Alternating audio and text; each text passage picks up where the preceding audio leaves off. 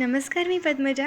The perfect plate Marathi रेसिपीजमध्ये तुम्हा सर्वांचं पुन्हा एकदा खूप खूप स्वागत. या दिवाळी स्पेशल सिरीजमध्ये आज आपण पाहणार आहोत तिसरा पदार्थ बेसन लाडू. तर याला बनवण्यासाठी आपल्याला लागणार आहे 1.5 कप बेसन पीठ, जे की मी चाळून घेतलेलं आहे. त्यानंतर अर्धा कप पिठी साखर, पाव कप साजूक तूप, थोडासा सुकामेवा आणि वेलची पूड. तर सुरू करूया. या ठिकाणी मी एका कढईमध्ये पाव कप तूप टाकून घेते आहे, साधारण मोठे 4 चमचे. याला व्यवस्थित गरम करून घेऊया. आता आपण यामध्ये बेसन पीठ टाकून घेणार आहोत आणि याला व्यवस्थित एकजीव करून घ्यायचं आहे. चांगलं मिश्रण हलवत राहायचं आहे मध्यम गॅसवर. याला थोडासा लालसर रंग येईपर्यंत आणि थोडासा खरपूस वास येईपर्यंत आपल्याला व्यवस्थित भाजून घ्यायचं आहे. इथे मी बेसन भाजत असताना त्यामध्ये अजून 2 चमचे तूप टाकून घेतलं होतं.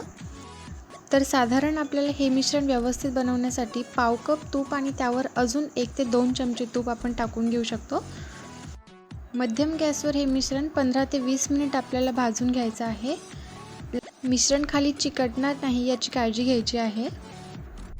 याला परतवून घेताना साधारण 20 मिनिट झालेले आहेत आणि आता आपण गॅस बंद करणार आहोत. गॅस बंद केल्यानंतर यात आपण वेलची पूड टाकून घेणार आहोत आणि ते छान एकजीव करून घ्यायचं आहे. हे मिश्रण आता आपण एका प्लेटमध्ये काढून घेणार आहोत आणि ते कोमट असं थंड होईपर्यंत आपण ठेवणार आहोत, एक साधारण 2 ते 3 मिनिट. तर हे मिश्रण व्यवस्थित थंड झालेलं आहे आणि आता आपण यामध्ये पिठी साखर टाकून घेऊया. छान एकजीव करून घेऊया. हे थोडंसं कोमटसर ठेवल्यामुळं पिठी साखर व्यवस्थित मिसळायला मदत होते आणि आपण याचे लाडू पण व्यवस्थित वळू शकतो. थोडासा सुकामेवा टाकून घेऊया. हे तुमच्या आवडीनुसार ऑप्शनल आहे. छान असं मिक्स झालेलं आहे आणि आता आपण याचा एक छोटासा लाडू वळून पाहूया.